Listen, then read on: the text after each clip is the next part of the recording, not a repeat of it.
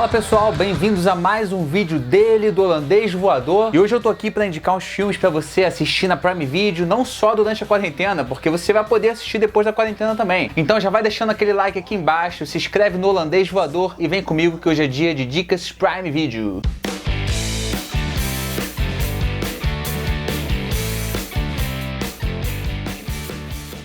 E o primeiro filme que eu vou indicar aqui é um filme um tanto desconhecido chamado A Sala, que é um filme de suspense enigmático de 2019 e eu gostei muito. E curiosamente o nome desse filme em inglês é The Room, que é exatamente o mesmo nome de um clássico filme chamado The Room também, do Tommy Wiseau, que é considerado o pior filme da história do cinema, mas que ironicamente é mais conhecido do que esse The Room que eu tô indicando hoje. No filme a gente acompanha um casal que acabou de se mudar de Nova York para um casarão afastado da cidade. Só que no interior da casa eles acabam descobrindo um quarto que transforma qualquer desejo material em realidade. No começo a reação deles é a mesma reação que qualquer pessoa teria, né? Vai pedindo um dinheirinho aqui, um champanhezinho ali, umas roupas novas, um charutão. Só que essa ambição vai ganhando cada vez mais forma e os pedidos vão ficando cada vez maiores. E com o tempo vai se estabelecendo que as consequências existem e podem ser muito graves. E que nenhum desejo está livre disso, inclusive. Só que a única coisa que esse casal realmente queria ter e não podia era um filho. E agora, quais seriam as consequências disso? Será que o quarto ele é capaz de criar seres humanos ou será que ele só consegue criar bens materiais? Você vai ter que assistir o filme para saber essas respostas e principalmente para entender ou tentar entender o que acontece. Mas o que eu posso dizer é que é um filme que trabalha muito bem em suspense justamente pelas poucas informações que ele te dá. É um filme que te provoca com alguns elementos que são bem habituais de terror, como por exemplo o clichê do casal se mudando para uma casa nova, e o filme sabe que você conhece esse clichê e usa esse elemento a favor do suspense e da quebra da expectativa também. É um filme que eu gostei muito, tem um enredo bem amarradinho e quando parece que ele vai complicar demais, na verdade ele é complexo, consegue ser complexo e intrigante de uma forma aqui, ó, bem intimista aqui, pequena, e o final é uma loucura, daquelas que te dá um nó na cabeça. Inclusive, deixa aqui nos comentários, depois que você assistir ao filme, qual foi a sua interpretação do final, mas bota um aviso bem grandão assim de spoiler pra não estragar a experiência de ninguém, né? Show?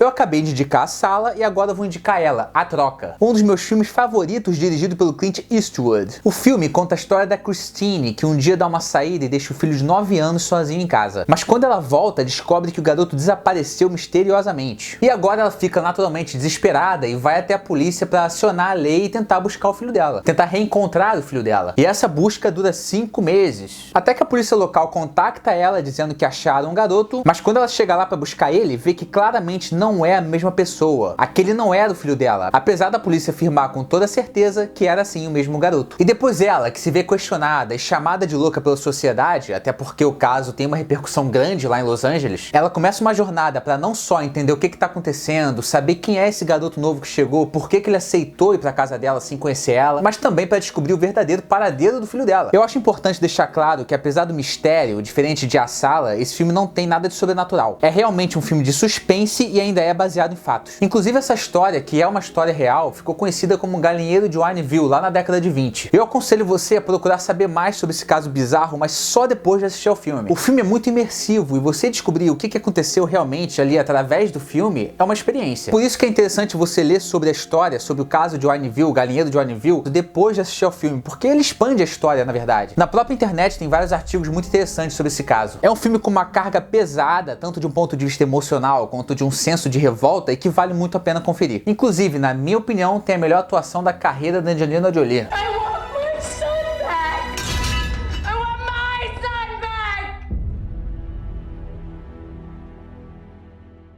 E agora, para você que está afim de um filme de ação, nós temos ele, Quebrando Regras, porque aqui é o Holandês, o canal da porrada. No filme a gente acompanha o Jake Tyler, que é um jovem rebelde que adora um probleminha e que acaba se envolvendo em um tipo de clube da luta secreto da escola. Quem nunca, quando estava na escola, fez com os amigos um clube da luta?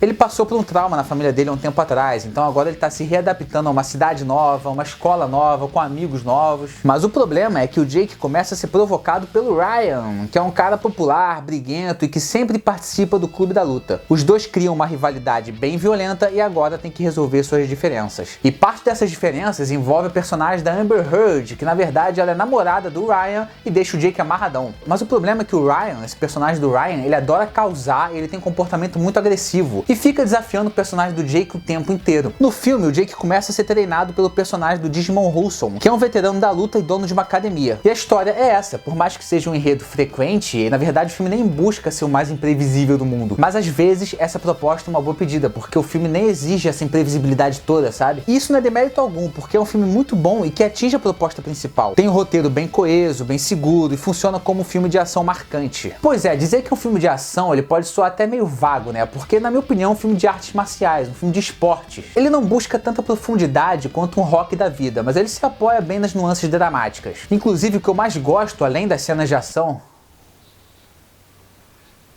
Inclusive, o que eu mais gosto, além das cenas de ação, das cenas de porrada, é que cada personagem tem sua motivação muito bem estabelecida. Isso dá uma complexidade dramática que é importante pro enredo, porque ele é bem didático quando explora essas motivações. Cada personagem tem seus motivos próprios para serem como eles são. É um filme um pouco mais antigo, de 2004, mas é uma boa pedida, uma pedida simples para quem quer descansar a mente depois de assistir A Sala, por exemplo. Inclusive, eu vou destacar aqui a trilha sonora desse filme, porque ela não é muito usada mais hoje em dia, esse tipo de música, né? Que são músicas cantadas, músicas da época mesmo. Presta atenção nisso que você vai gostar. This is my fight. Everyone's got one.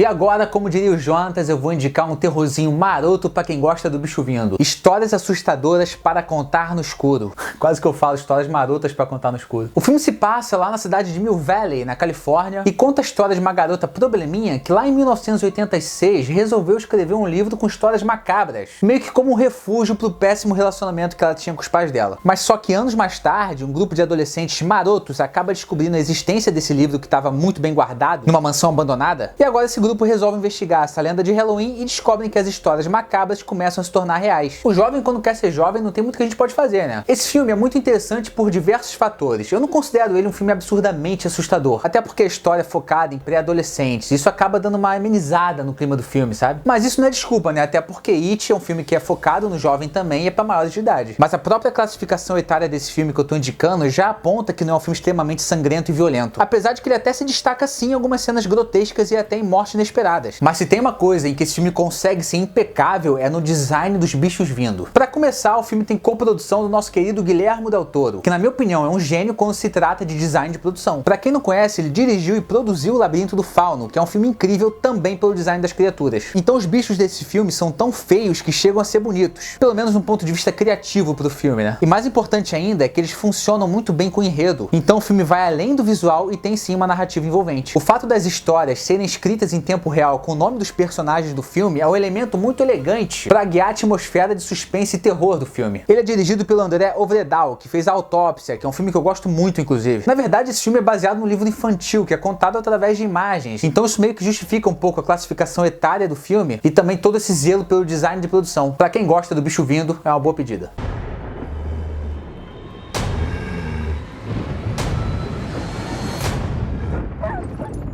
The Jangling Man is coming. E agora o melhor filme da lista, porque o melhor tem que ficar pro final e eu preciso segurar a atenção de vocês aqui comigo. Guerra ao Terror. Um filme mais conhecido que os outros, mas tenho certeza que muita gente não assistiu ou muita gente não sabia nem que estava disponível na Prime Video. Esse filme ele é indiretamente baseado em fatos, porque acompanha personagens fictícios, embora tenham sido sim inspirados em figuras reais durante a Guerra do Iraque. O personagem principal é o Sargento James, interpretado pelo Jeremy Renner, que lidera um esquadrão antibombas que foi enviado para a Guerra do Iraque na área mais perigosa do conflito. O que é interessante é que esse filme é dirigido pela Catherine Bigelow, que foi a primeira mulher a ganhar o Oscar de melhor direção. E eu me arrisco a dizer que uma grande vantagem desse filme ser pela visão de uma mulher, no ponto de vista narrativo, é claro, é que é um filme que não se baseia em patriotismo. Geralmente filmes de guerra americanos são muito apoiados em figuras heróicas e patriotas, o que eu não acho que seja um problema nenhum, até porque muitos dos meus filmes favoritos são filmes americanos sobre guerra. Mas não deixa de ser interessante que esse filme tenha essa visão mais pessoal e objetiva. A Guerra ao Terror, na verdade, foi uma campanha militar designada pelo Bush para combater o terrorismo depois dos atentados de 11 de setembro. Mas é muito interessante como o filme toma liberdade para abordar isso de uma forma mais própria. Porque se você for lembrar bem, essa campanha ela tinha um apelo religioso, até neoconservador, eu diria. Afinal, era conhecida como cruzada ao terror, né? Pelo menos no início era conhecida dessa forma. Mas o filme busca um lado mais autêntico para se expressar, em vez de se basear em ideologias políticas ou até mesmo evitando exibir a guerra como espetáculo cinematográfico. Eu volto a repetir, eu gosto de filmes que tratam a guerra como espetáculo visual, cinematográfico, mas Guerra ao Terror se destaca bem por ter uma personalidade mais própria.